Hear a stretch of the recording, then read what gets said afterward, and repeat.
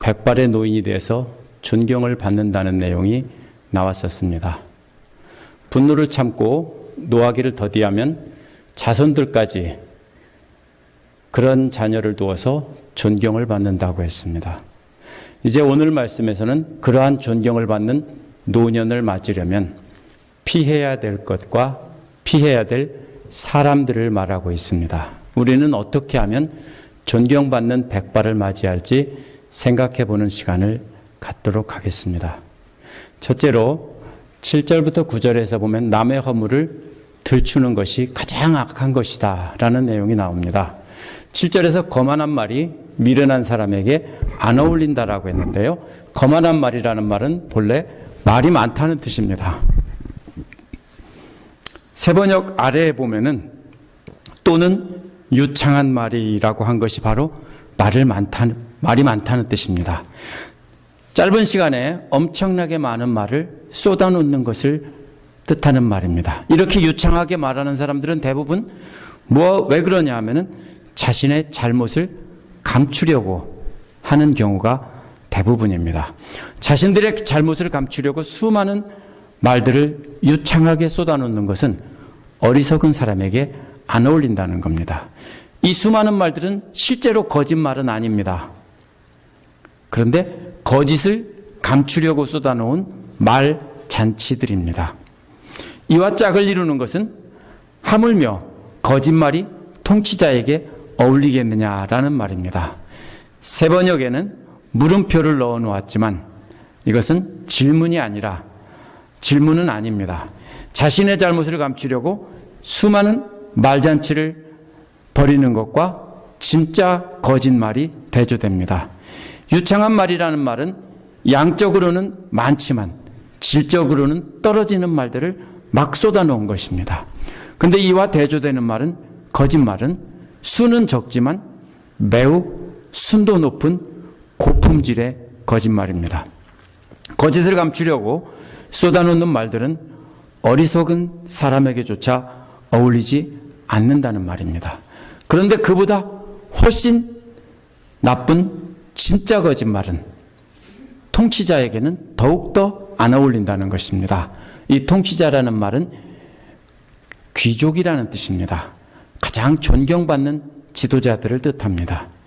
어리석은 사람은 알맹이도 없는 빈말들의 잔치를 벌이는 것도 안 어울리는데 하물며 존경받는 지도자들이 그보다 훨씬 나쁜 고품질의 거짓말을 하는 것은 더욱더 안 어울린다는 뜻입니다. 이제 8절에서 거짓말에서 뇌물로 옮겨갑니다. 유창한 말과 거짓말로 재판관의 판단을 흐려놓는 것이라면 뇌물은 물질로 재판관의 판단을 흐려놓는 것입니다. 뇌물은 말이 없는 거짓말입니다. 뇌물을 주면 거짓말이 정당화되고 무죄 판결을 받기도 합니다. 그래서 뇌물이 거짓말보다 훨씬 더 강력한 효과가 있습니다. 뇌물을 주는 사람은 뇌물이 언제나 자신에게 유리한 판결을 내리게 하는 요술방망이처럼 생각합니다. 어디서나 뇌물만 주면 다 형통한다는 것입니다. 옳지 못한 재판을 하게 하는 것이 거짓말에서 뇌물로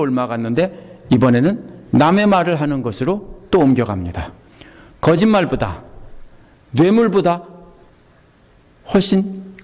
뇌물이 훨씬 효과적입니다.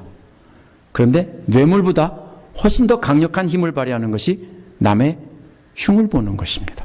남의 흉을 보면은 듣는 사람은 대부분 사실인 줄 알아요. 9절에서 허물을 덮어주면 사랑을 받는다고 했습니다. 허물이란 범죄자란 뜻입니다. 범죄자의 죄를 덮어주는 사람은 누구나 그 사람에게 사랑을 받는다는 것입니다. 그렇다면 거룩한 사람의 허물을 덮어준다면 얼마나 더 친밀한 관계가 되겠느냐라는 말이 뒤에는 생략된 말입니다. 이와 짝을 이루는 말은 그 반대말입니다. 허물을 거듭 말하면 친구를 갈라놓는다는 것입니다. 역시 생략된 말은 허물을 반복해서 말하면 친구 사이도 갈라놓는데 하물며 잘 알지 못하는 사람들이나 다른 사람에게 허물을 계속 말하면 그 사이가 얼마나 나빠지겠느냐 이런 말입니다. 남의 허물을 말하고 다니면 들은 사람들은 대부분 그 들은 말에 따라 그 사람을 재판하기 마련입니다. 아무리 나는 저 사람 말은 거짓말이야, 헐뜯는 말이야 이렇게 해도요, 그 말의 여우는 남아서 그 말이 진짜라고 생각하게 됩니다. 아마 진짜일지도 몰라. 그러다 나중에는 그 말이 사실일 거야 이렇게 됩니다. 거짓말이나 뇌물보다 더 판단력을 흐리게 하는 것은 남의 허물에 살짝 양념을 얹은 소문들입니다. 본인은 사실을 남에게 알려준다라고 생각하지만 최고의 고단수의 거짓말입니다. 남의 허물에 살짝 양념을 얹어서 전달하면 다른 사람의 판단을 흐려놓기 때문입니다. 이렇게 말과 남의 말과 흉을 보고 다니는 사람은 노년의 면류관이 아니라 노년의 망신과 모욕입니다. 거짓말보다 더 악한 것이 뇌물이고 뇌물보다 더 악한 것이 남의 허물을 들추어 보태어 전달하는 것입니다. 사실 사람들은 남의 허물을 말하는 것을 그렇게 나쁘다고 생각하지 않습니다. 흔히 하면서 범죄라고 생각 안 하죠. 하지만 잠언의 기록자는 법정에서 거짓 증언하는 것보다 더 악한 것이고 뇌물 주고 재판을 잘못되게 하는 것보다 훨씬 더 악한 것이 남의 흉을 보고 남을 헐뜯는 것이라고 말합니다. 남의 허물을 크게 두 가지로 말합니다. 첫째로는 남의 과거의 잘못을 말하는 것입니다. 이 경우에는 분명한 사실입니다. 죄가 아닌 것 같죠? 남의 과거의 잘못을 사실대로 말하는 겁니다. 이 사람은 과거에 이런 일을 했었다 이렇게 말을 합니다. 또 이 사람은 저 사람은 결혼을 과거에 4번이나 했다라는 등의 사실을 말합니다. 바꿔 말하면 이것은 무슨 뜻이냐면요, 나는 그래도 그런 일은 안 했다, 나는 그래도 결혼 4번이 아니라 나는 3번밖에 안 했다, 아니면 나는 2번밖에 안 했다, 이런 소리입니다. 뭡니까? 이처럼 남의 부끄러운 과거를 들추는 목적은 사실입니다. 그렇지만 사실을 말하면서 결국 자기의 잘못을 물타기 위해서 가리려고 하는 데 있습니다. 그런 사람과 비교하면 그래도 자신은 거룩한 사람이라는 것입니다. 둘째는 들은 말 중에서 일부를 빼거나 보태거나 부풀려서 말을 전달합니다. 이 경우는 명백한 거짓말입니다. 원래 한 말에서 하나를 빼거나 부풀리거나 보태는 것은 아주 고단수의 악질 거짓말입니다. 사실은 그 말이 맞아요. 왜요? 내가 사실은 전에 이런 사람이었는데 내가 하나님 말씀 듣고 회개하고 이랬어 라고 하면 뭐만 잘랐냐면요, 과거에 이 사람이 이런 사람이었대 라고 잘라서 그것만 전달하면 그 사람이 말한 목적은 그게 아니라 이런 사람으로 바뀌었다라는 것인데 그거를 빼버려서 일부를 잘라내면 엉뚱한 얘기가 됩니다. 또 부풀리거나 또 보태거나 이렇게 해서 뜻을 왜곡시킵니다. 악질의 거짓말입니다. 이 경우 사람들의 비난을 받게 하려고 그렇게 하는 것입니다. 이런 사람들은 지금은 괜찮을지 모릅니다. 왜냐하면 아직 건강하고 돈도 있기 때문입니다. 아직은 백발을 염색하면 그래도 그냥 괜찮아 보이기 때문입니다. 하지만 백발이 되어서 가진 것이 다 없어질 때는 사람들에게 모욕과 망신을 당한다는 것입니다. 두 번째로 10절에서 15절에 보면 악을 덮어주지 말고 피하라는 것입니다. 앞에서는 거짓말보다도 뇌물보다도 더 악한 것이 남의 허물을 들추어 전하는 것이라고 했습니다. 이제 10절에서는 남의 허물을 들추는 사람을 미련한 사람이라고 말하고 있습니다. 이런 미련한 사람은 100번 매질하는 것보다 슬기로운 사람 한 번 징계하는 것이 낫다라고 대조를 합니다. 100번 매질이라는 것은 실제 100번을 때리라는 게 아니라 많이 매질한다는 뜻입니다. 엄청나게 매질한다는 뜻입니다. 여기서 100번 매질어도 소용없는 미련한 사람은 머리가 나쁜 사람이 아니에요. 잠언에서 미련한 사람은 남의 허물을 들추어 전하고 하나님의 지혜의 말씀을 미워하고 배우기를 싫어하는 사람입니다. 이런 사람은 100번 말해도 100번 매질해도 그 버릇을 고치지 않고 계속 남의 허물을 들추어 전합니다. 한번 보십시오. 그렇게 하는 분들이 말하면 고치나? 안 고칩니다. 100번 매질해도 계속 그대로 합니다. 언제까지요? 기적이 일어나기 전까지. 성령께서 하나님의 역사로 기적이 일으키기 전까지는요, 계속합니다. 이런 사람은 몰라서 그러는 것이 아닙니다. 하나님의 지혜의 말씀을 미워하고 무시하기 때문에 알면서도 안 하는 것입니다. 하나님을 두려워하지 않기 때문입니다. 하나님이 얼마나 무서운 분인지 알지 못하기 때문에 그냥 계속합니다. 그러나 이와는 반대로 슬기로운 사람을 한 번 징계하는 것이 더 효과가 있다고 했습니다. 여기서 슬기로운 사람이란 보고 듣고 분별하는 사람입니다. 우리가 고집 세다는 말을 하고 그게 자랑인 것처럼 하죠. 최씨 고집, 강씨 고집, 그러다 안씨 고집하죠. 그거 욕이에요. 왜냐하면 말을 듣고도 고치려고 하지 않고 자기 고집만 계속 세우는 거는요, 그건 욕이고 정신병이에요. 근데 한국 사람들은 그걸 자랑하는데요, 그건 절대로 자랑거리가 아닙니다. 지혜 있는 사람은, 슬기로운 사람이란 보고 듣고 그것에 따라서 바르게 분별하는 사람이지 고집 피우는 사람이 아닙니다. 늘 하나님의 지혜의 말씀을 보고 듣고 지혜와 명철을 분별하는 사람입니다. 이런 사람은 매질이 아니라 징계를 합니다. 징계라는 것은 혼낸다는 뜻입니다. 책망한다는 것입니다. 슬기로운 사람은 한 번 말로 책망만 해도 금방 알아듣는다고요. 어디까지 간다고요? 내면의 깊은 속까지 내려간다는 것입니다. 하나님의 지혜의 말씀으로 책망하는 말만 들으면 그 마음 깊은 곳에 들어가서 계속 간직한다는 것입니다. 그게 바로 지혜 있는 사람이고 분별력 있는 사람입니다. 100번 매질해도 안 듣는 사람과 한 번만 말로 꾸지람해도 마음 깊이 간직하는 사람이 비교가 되고 있습니다. 이 미련한 사람은 이제 11절에서 반역을 꾀하는 악한 사람으로 바꿔 말합니다. 이 사람은 반역을 꾀하는 대상이 하나님입니다. 반역하는 사람은 하나님 앞에 고개를 빳빳 세우고 대드는 사람입니다. 하나님의 지혜의 말씀을 미워하고 거부할 뿐 아니라 하나님의 존재 자체를 무시하고 대드는 사람입니다. 하나님이 어디 있느냐고. 이런 사람은 자신이 하나님의 자리에 앉아있는 교만한 사람입니다. 이런 사람은 아무리 매질해도 소용이 없기 때문에 하나님은 잔인한 사신을 보낸다고 했는데, 잔인한 사신이란 죽음이란 뜻입니다. 죽음을 의인화한 말입니다. 12절은 어리석은 일을 하는 사람을 만나느니 차라리 새끼 뺏긴 암곰을 만나라고 했습니다. 고대 팔레스타인에 있던 곰은 일어서면 키가 2m가 넘었고 몸무게가 500파운드 정도가 되었다고 합니다. 그러면 새끼 빼앗긴 암곰을 만나면 죽을 수밖에 없습니다. 그래서 11절에 나온 죽음의 사자인 셈입니다. 하나님을 대적하는 미련한 사람을 만나는 것은 새끼 빼앗긴 암곰을 만나는 것보다 훨씬 더 큰 재앙이니까 피하라는 것입니다.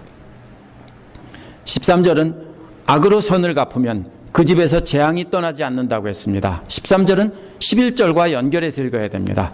하나님에 대한 반역을 꾀하려는 마음을 가진 사람은 이제 그 반역을 행동으로 옮기고 있는 것입니다. 그 반역이 하나님의 가르침과 징계를 듣지 않는 태도를 가리킨다면 이제 악을 선으로 갚는 것은 하나님의 창조 세계와 그 사회에 대해 악을 행하는 행위입니다. 앞에서는 마음으로 반역한 건데 이번에는 행동으로 옮겼습니다. 이제는 이 미련한 사람은 하나님을 대적하고 대들다가 소용이 없죠. 하나님 대적해서 어떻게 할 거예요? 그러니까 그 다음에 뭡니까? 하나님께서 창조하신 모든 피조물들과 인간들에게 악을 행하는 것입니다. 보이지 않는 하나님을 싸울 수 없으니까 대신 하나님이 사랑하시는 피조물들과 하나님이 사랑하는 사람들을 해치는 것입니다. 하나님께서는 이런 사람을 가만두시지 않습니다. 11절에서 잔인한 사신의 방문을 받는단 말이 13절에서는 그 집에서 재앙이 떠나지 않는다고 했습니다. 하나님을 대적하는 미련한 사람의 집을 방문한 잔인한 사신은 그 집을 떠나지 않고 끊임없이 벌을 내리는 모습인데요. 떠나지 않는다는 말은 장소를 떠나지 않는다는 말이 아니라 시간입니다.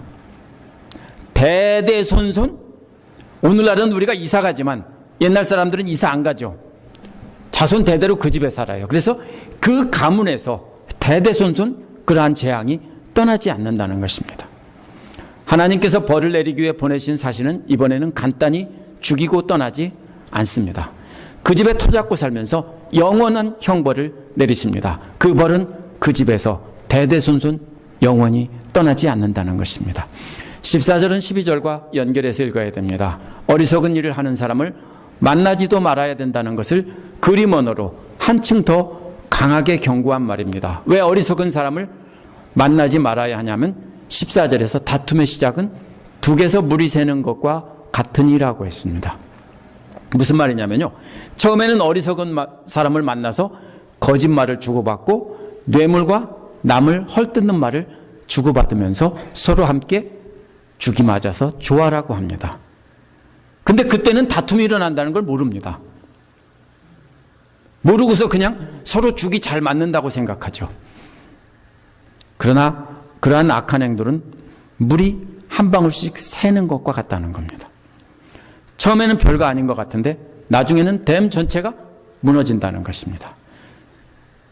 자신도 완전히 망하게 된다는 것입니다. 그러니까 그런 사람을 만나서 상대에서 그런 일이 일어나기 전에 그런 사람은 아예 거리를 두고 만나지 말라는 것입니다. 악인과 싸움을 피해 조심한 뒤에 해야 될 일이 15절에 나옵니다. 15절에서 악인을 의롭다고 하거나 라는 말은 악인과의 싸움을 피하기 위해 악인의 잘못을 덮어주는 걸 말합니다. 왜요? 싸우면 자기 손해일 것 같으니까 그냥 덮어줍니다. 그런 사람과의 다툼은 피하라고 하니까 그래 맞아 피하는 게 좋지 그냥 좋은 게 좋은 거라고 덮어주는 걸 말합니다. 하지만 그렇게 하면 안 된다는 것입니다. 예를 들면 악인이 살인을 저질렀는데도 그것을 고발하면 악인과 싸움이 생길까 봐 그냥 새 카페트 사서 그 피 묻은 자국을 덮어주는 겁니다. 그러나 그것은 아니라는 겁니다. 그러나 사람을 만나 남을 헐뜯는 일을 그만두라는 것이지 이것이 그런 사람이 악한 일을 하는데도 그냥 덮어놓고 그냥 봐주라는 뜻은 아닌 것입니다. 악인과 싸움을 피하기 위해 또 다른 방법은 악인과 다툼을 피하기 위해 악인의 대적인 의인이 악하다고 정죄하는 것입니다. 누구의 편을 드는 거냐면요, 악인의 편을 드는 겁니다. 멀쩡한 의인을 갖다 같이 편들어서 쟤 나쁜 놈이야 이렇게 하는 겁니다. 왜? 그래야 자기가 안전할 것 같으니까, 편할 것 같으니까, 안 싸울 것 같으니까. 이렇게 악인의 편을 들어주면 악인과 일시적인 평화의 관계가 됩니다. 그러나 그 평화는 얼마 가지 않아서 반드시 깨집니다. 그것은 주님께서 싫어하신다고 했는데 싫어한다는 말은 소름 끼칠 정도로 혐오한다는 뜻입니다. 그 사람을요. 하나님께서 소름 끼칠 정도로 혐오하신다면 차라리 악인처럼 죽음의 사실을 만나든지 아니면 잔혹한 형벌을 내리는 불청객을 집에 대대로 모시고 사는 것이 훨씬 낫습니다. 따라서 우리가 하나님을 인정하지 않고 대적하는 미련한 사람과 다툼은 피하되 그들의 잘못을 덮어주거나 임시방편으로 그들의 편을 들어줘서 평화를 이루려고 하면 안 된다는 것입니다. 우리는 하나님 기뻐하시는 일을 해야 하는 사람들이기 때문입니다. 하나님의 지혜의 말씀을 믿고 하나님의 품을 의지하는 사람이기 때문입니다. 하나님께서 우리를 소름 끼칠 정도로 싫어한다면 우리는 하나님의 품에 의지하고 있을 수가 없습니다. 하나님의 품으로 피할 수가 없습니다. 16절에서 20절은 자신을 망치는 사람을 피하라는 것입니다. 앞에서는 하나님을 대적하는 어리석은 사람을 피하라고 했는데 이번에는 어떤 사람이 피해야 할 악인인지 말하고 있습니다. 근데 이번에는요, 진짜 같은 가짜들의 퍼레이드가 이어집니다. 이 사람들은 다 진짜 같아요. 16절에서 하나님을 대적하는 미련한 사람이 돈을 가지고 하나님의 지혜를 가르치는 스승을 찾아간 것입니다. 하지만 문제가 뭡니까? 배울 마음이 없습니다. 돈을 주고 유명한 스승의 제자 입내하고 행세를 내려는 것입니다. 예를 들면 이런 식입니다. 제자 훈련을 해야 성도들과 목사님께 인정을 받는다. 그러면 나도 제자 훈련 하는 척 해야지. 우리 교회는 그런 분은 안 계십니다. 그러면 그렇게 해서 하는 척하고 이렇게 하다가 나중에 행세한다면 바로 그런 것이 돈을 주고 가짜로 지혜를 사는 것입니다. 오늘날 식으로 말하면 공부는 안 하고 돈만 내고 가짜 박사 학위를 받아서 사람들에게 나는 박사다라고 하는 사람과도 같습니다. 원어에서는 심장이 없다는 뜻입니다. 하나님의 지혜는 돈으로 살 수 있는 것이 아닙니다. 값없이 거저받는 것입니다. 어떻게 거저받습니까? 거저받아서 마음에 담고 행동으로 실천해서 기쁨을 얻으면 다른 사람에게도 그것을 나누어주는 것입니다. 그렇게 해서 하나님의 지혜가 내 것이 되는 것입니다. 그런데 이런 노력은 하지 않고 가짜 지혜를 사려고 하는 사람은 반드시 피해야 할 악인입니다. 앞에서 말한 명백한 악인들은 상관이 없어요. 그건 금방 표시나니까. 근데 지금부터는 표시가 안 나는, 정신 안 차리면 진짜인 줄 아는 그러한 가짜들입니다. 17절은 악인의 반대말로 가까이 해야 할 사람들을 말하고 있습니다. 비교하기 위해서입니다. 먼저 사랑이 언제나 끊어지지 않는 것이 친구라고 했습니다. 여기서 친구란 가까이 해야 할 친정한 이웃입니다. 내가 잘되고 내 모든 일이 형통할 때나 아니면 고난 중에서 도움이 필요할 때나 항상 가까이 하는 사람이 가까이 해야 할 이웃이라는 뜻입니다. 그거는 한국의 옛날 이야기나 뭐 이런 얘기에서도 이런 얘기는 참 많이 나옵니다. 잘 살 때는 다 친구인데 어려워지면 다 떠나는데 그때 남아있는 친구가 진짜 친구라는 겁니다. 그래서 내가 잘되고 형통할 때는 나를 사랑하는 사람은 진정한 이웃인지 아닌지 알 수가 없습니다. 내가 모든 일에 실패하고 고난 중에 있을 때도 나를 사랑해 주는 사람이 진짜 진정한 이웃입니다. 또 이와 짝을 이루는 말은 고난을 함께 나누는 것이 혈육이라고 했는데 친구라는 말이 혈육이라는 말과 짝을 이룹니다. 언제나라는 말이 고난이란 말과 짝을 이룹니다. 혈육이란 형제라는 말인데 꼭 형제가 아니라 앞에서 나온 한 친구를 높여 부르는 말입니다. 사무엘하 1장 26절에서 다윗은 죽은 요나단에게 내 형 요나단이여라고 부른 것처럼 언제나 어떤 상황에서도 항상 사랑하는 친구를 높여서 혈육, 즉 형제라고 부른 것입니다. 더 이상 존재할 수 없는 최고의 불행한 상태에 있을 때도 나를 찾아와서 사랑해주고 함께 울어주는 친구가 진짜 가까이 해야 할 이웃입니다. 왜 이 이야기를 중간에다 집어넣냐면요, 가짜 사랑을 비교하려는 것입니다. 그래서 18절 19절에서는 진짜 사랑하는 진짜 이웃처럼 보이는 어리석은 사람들이 나옵니다. 18절에 뭐가 나옵니까? 경제적으로 어려운 처지에 있는 친구를 도와주는 사람이 나옵니다. 그런데 이 사람은 어리석은 친구라고 말을 합니다. 이 어리석은 친구는 지각이 없다고 했는데 심장이 없다는 뜻입니다. 이 심장이 없는 어리석은 친구는 서약을 함부로 한다는 것입니다. 서약이라는 상대방과 손바닥을 탁 치는 겁니다. 그래서 내가 약속을 지키겠다. 뭡니까? 이 친구 대신 내가 이 친구가 빚을 갚는다는 것을 보증하겠다라고 손바닥을 탁 치는 겁니다. 그리고 이 친구를 대신해서 대신 갚겠다고 서약하는 것입니다. 또 남의 빚 보증을 잘 선다는 말은 자신이 무엇으로 친구를 대신해서 갚을지 구체적으로 말하는 것입니다. 서약했으면 그 다음에 뭐 해야 돼요? 제가 안 갚으면 네가 뭘로 갚을 건데 내 집 팔고 내 아내까지 다 팔아서 갚겠다, 이렇게 말하는 것이 바로 빚 보증을 선다는 말입니다. 이런 사람은 진정한 친구로 착각하기 쉽다는 겁니다. 그렇죠? 어려울 때 이렇게 해주면 진짜 친구로 착각하기 쉽죠. 사실 그런데 이런 사람은 돈으로 친구를 사려고 하는 가짜 사랑이고 진정한 이웃이 아니라는 겁니다. 이 경우에 둘 다 망하게 되고 친구도 잃는다는 것입니다. 19절도 진짜 사랑하는 진짜 이웃처럼 보이는 가짜 그 친구가 계속 나옵니다. 벌받기를 좋아하는 사람은 싸우기를 좋아한다고 했는데 벌받기를 좋아하는 사람은 하나님 말씀을 따르지 않고 거역한다는 뜻입니다. 하나님과 싸우기를 좋아하는 사람은 사람들을 상대로도 싸우는 것도 사랑한다는 것입니다. 역시 이런 사람은 진짜 이웃으로 오해하기 쉽습니다.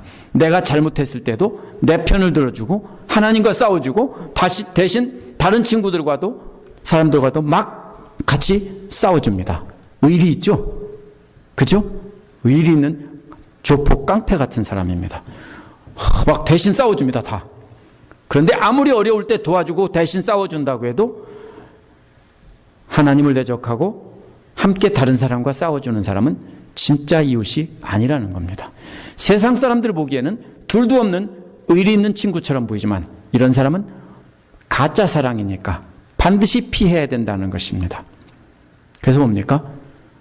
돈으로 갚아줄게 나서는 사람이나 내가 싸워줄게 하는 사람은 가짜 사랑이라는 것입니다. 속지 말라는 것입니다. 이러한 의리 사나이의 문제점이 뭡니까? 그 행동 자체가 문제가 아닙니다.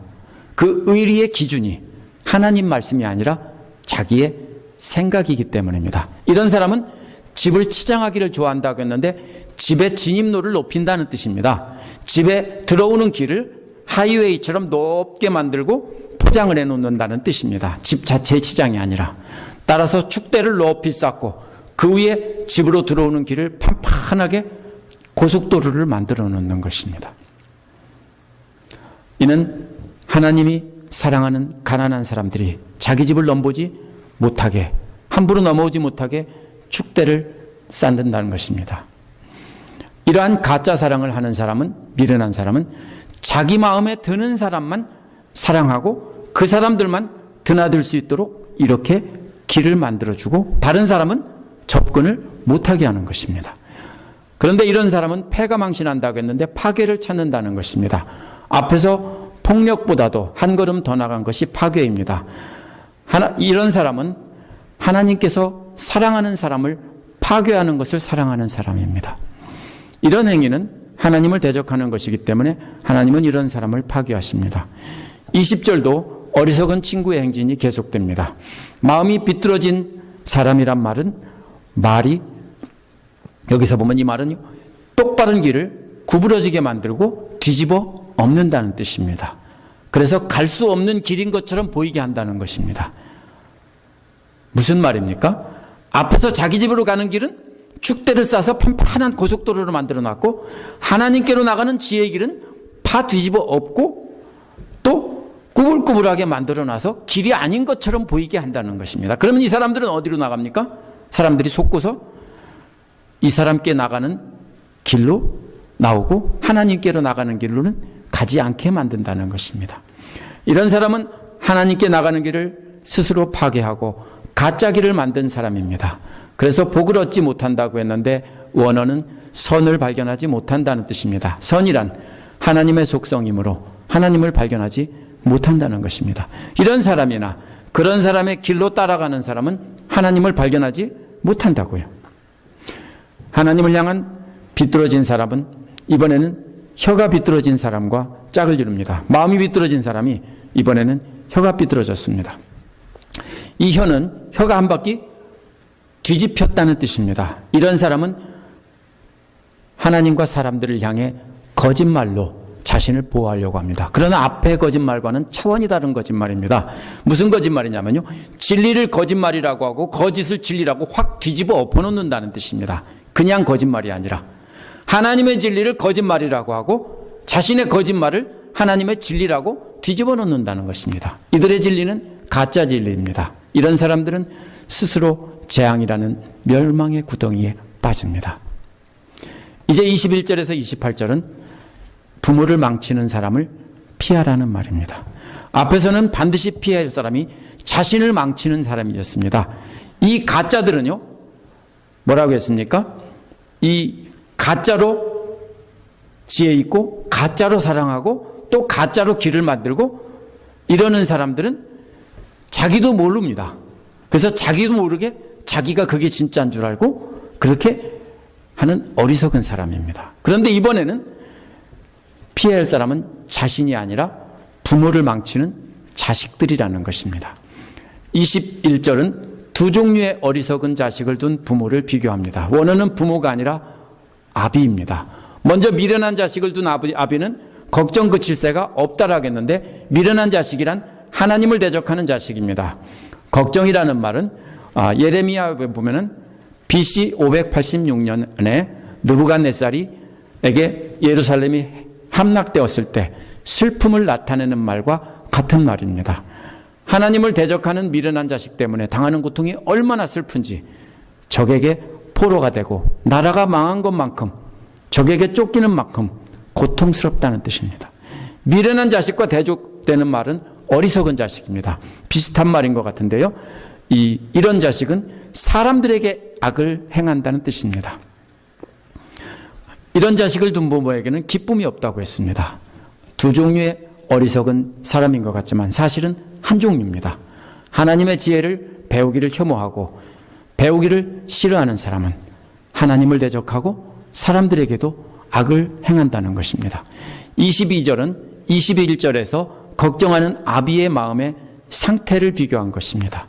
즐거운 마음은 병을 낫게 하지만이라고 했습니다. 이는 지혜로운 자식을 보면서 즐거워하는 것은 병을 치료하는 좋은 약이라는 것입니다. 하지만 초점은 여기에 있지 않습니다. 앞에서도 좋은 사람이 나온 것은 비교하기 위해서인 건데 여기서도 비교하는 자를 제시한 것입니다. 초점은 즐거운 마음과는 반대로 미련한 자식 때문에 고통당하는 아비의 마음은 속사람 전체가 짓이겨져서 박살이 나고 그 뼛속까지 다 말라버린다라는 것입니다. 어떻게 해야 뼛속까지 마릅니까? 뼛속은 감싸져 있기 때문에 안 마릅니다. 잘. 그럼 무슨 소리예요? 뼛속까지 다 쪼개져가지고 속이 드러나면 그때는 뼛속까지 마르겠죠. 23절은 그런 아들은 악인이라는 이름을 붙여놨습니다. 악인이라는 이름을 한 아들은 오늘날 사람 생각하는 것처럼 멍청한 아들이 아닙니다. 이 아들을 보면 오늘날 기준으로 보면 여기에 있는 말은 미국 대통령이나 미 연방의 상원의원, 세니터 같은 성공한 아들입니다. 그런데 이 아들은 뇌물을 먹고 재판을 그르친다고 했습니다. 재판을 그르친다는 말은 공정한 재판의 길을 구부러지게 만든다는 말입니다. 악한 부자에게 뇌물을 받고 의로운 가난한 사람에게 벌을 내립니다. 이런 아들은 부모의 근심덩어리라는 것입니다. 그런데 문제는 이러한 아들을 두고도 아들이 출세했다고 자랑하는 부모는 그 아들보다 더 어리석은 하나님의 진짜 근심덩어리입니다. 24절에서도 슬기로운 자식과 미련한 자식을 비교했는데 역시 미련한 자식이 근심덩어리라는 것을 설명한 것입니다. 세 번역은 슬기로운 사람의 눈과 미련한 사람의 눈이라고 했는데 사실은 슬기로운 사람의 지혜와 미련한 사람의 눈이 비교되고 있습니다. 원어에서는 슬기로운 사람은 보이지 않는 하나님의 지혜를 바라보면서 거기에 초점을 맞추고 삽니다. 하지만 미련한 사람은 보이지 않는 하나님의 지혜를 보지 않고 눈에 보이는 세상 것들에 초점을 맞추고 살아갑니다. 땅끝이란 무슨 말이냐면요, 언약의 공동체 밖에 있는 화려한 이방 세계를 말합니다. 오늘날로 말하면은 이 교회 밖에 카지노에 번쩍거리는 그런 불빛이 있는 곳을 바라본다, 이런 뜻입니다. 지혜로운 사람은 눈에 보이는 세상 부귀와 쾌락과 명예를 바라보지 않고 눈에 보이지 않는 하나님의 지혜를 바라보는데, 이 미련한 사람은 육신의 눈으로 탐욕스러운 세상을 바라보고 살아간다는 것입니다. 이제 25절에서 보면 미련한 자식은 아버지의 근심이라고 했습니다. 근심이란 분노라는 뜻입니다. 이 아버지는 하나님의 지혜를 혐오하는 미련한 자식을 생각만 하면 마음속에서 우라가 치미는 것입니다. 이와 대조되는 것은 그를 벤 어미입니다. 고통이란 본래 쓰다는 뜻입니다. 마음이 쓰라리다는 뜻인데요, 죽는 것보다 더 심한 고통을 말합니다. 계속 아버지만 말하다가 25절에서 갑자기 엄마까지 등장합니다. 왜? 엄마까지도 속이 쓰리다고요. 26절은 23절과 관련해서 읽어야 합니다. 이 미련한 지식은 대단히 높은 지위에 있는 사람입니다. 의로운 사람에게 벌을 준다는 말은 의로운 사람에게 벌금을 내린다는 뜻입니다. 그런데 의로운 사람에게 벌을 내리는 것은 옳지 않은 일이라는 것입니다. 의로운 사람보다 더 존경받는 사람은 존귀한 사람입니다. 의로운 사람은 평범한 사람인데 이 존귀한 사람은 의로울 뿐 아니라 신분까지도 대단히 높은 사람입니다. 그래서 진짜 존경받는 사람입니다. 신약 성경의 니고데모 같이 그렇게 돈도 많고 부자이고 학식도 많고 높은 지위에 있는, 그래서 모든 사람의 존경받는 사람입니다. 그런데 이런 사람은 모든 일을 정직하게 처리합니다. 그런데 이런 사람을 때리는 것은 더 옳은 일이 아니라는 것입니다. 이렇게 높은 사람을 때릴 수 있는 사람이 누가 있습니까? 왕밖에 없습니다. 내 아들이 진짜 출세해서 이런 왕 같은 그런 자리에 있습니다. 근데 잠언의 기록자는 이런 아들이 뇌물 받고 의로운 사람에게는 벌금을 내리고 진짜 존경받는 귀족에게는 매로 때리기까지 한다는 것입니다. 이런 자식을 둔 아비는 우라통이 터지고 어미는 마음이 죽도록 쓰리다는 것입니다. 이런 자식을 둔 부모는 자신이 아무리 바르게 살아도 백발의 존경받는 사람이 될 수 없다는 것입니다. 너는 잘했는데 네 자식은 저 꼴이 뭐냐, 이렇기 때문에 무시당한다는 겁니다. 27, 28절은 이런 어리석은 사람을 피하려면 어떻게 해야 되느냐라고 말한 것입니다. 27절은 아는 것이 많은 사람은 말을 삼가고라고 했는데 원어는 말을 삼가는 사람은 지식이 있다, 이런 말입니다. 말을 삼가는 사람과 짝을 이루는 말은 정신이 냉정한 사람입니다. 원어는 차가운 영혼을 가진 사람입니다. 마음에 있는 생각을 함부로 말하고 쉽게 분노를 터뜨리는 화끈한 사람은 뜨거운 영혼을 가진 사람입니다. 반대로 마음속에 분노가 일어나도 참고 가라앉히며 말을 하지 않는 사람은 차가운 영혼을 가진 사람입니다. 냉정한 사람이라는 말은 바로 그런 뜻입니다. 마태복음 24장, 27장 14절에서 예수님은 수많은 거짓 증거로 고발을 당하시고도 한마디도 안 한 것이 바로 차가운 영혼입니다. 어리석은 사람에게 억울한 일을 당했어도 분노를 가라앉히고 입을 다무는 것이 이러한 어리석은 사람을 피하는 길이라는 것입니다. 28절은 27절과 이어지는 말입니다. 어리석은 사람일지라도 조용하면 지혜로 보인다는 것입니다. 게다가 입술까지 다물고 있으면 더욱 슬기로 보인다는 것입니다. 그러니까 차라리 차가운 영혼을 가지고 분노를 가라앉히고 말을 안 하면 똑똑한 것이라는 겁니다. 입술을 다물고 있으면 더욱 분별력 있는 사람처럼 보인다는 것입니다. 자신의 잘못을 감추려고 말을 많이 하는 것이나 남을 속이려고 거짓말하는 사람은 악한 사람입니다. 뇌물로 자신의 잘못을 감추려는 사람은 더 악한 사람입니다. 근데 진짜 악한 사람은 뭡니까? 남의 허물을 들추고 보태서 자신을 거룩하게 포장하는 사람, 이 사람이 최고로 악한 사람입니다.